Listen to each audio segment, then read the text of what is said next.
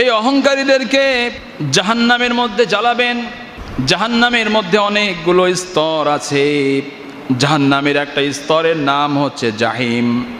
জাহিম নামক জাহান্নামের মধ্যে যাকে নিক্ষেপ করা হবে, ওই জাহান্নামীকে 70 গজ লম্বা জাহান্নামের শিকল দিয়ে পেঁচানো হবে।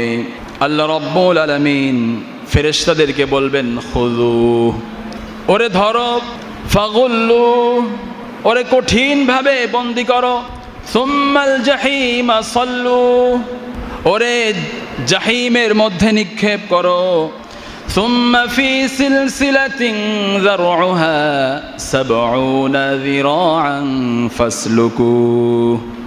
আল্লাহ রাব্বুল আলামিন যাকে জাহিম নামক জাহান্নামে নিক্ষেপ করবেন, ফেরেশতাদেরকে বলবেন, ও ফেরেশতারা, ওই নাফরমানকে ধরো এবং জাহান্নাম থেকে ৭০ গজ লম্বা একটা শিকল নিয়ে আসো।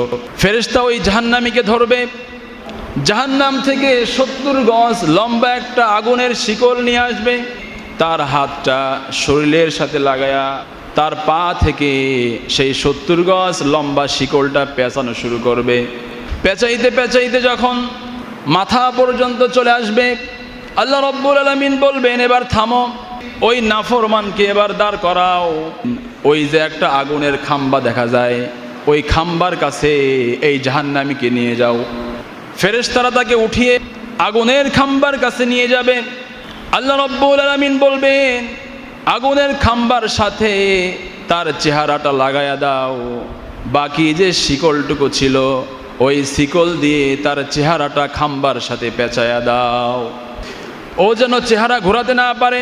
আগুনের মধ্যে পড়ার পর মানুষ ছটফট করে, বাঁচার জন্য হাত পা নাড়াচাড়া করে, বাঁচার জন্য দৌড়িয়ে কখনো জানালার কাছে যায়, বাঁচার জন্য কখনো দৌড়িয়ে দরজার কাছে যায়, বাঁচার জন্য কখনো ছাদে যেয়ে চিৎকার করে।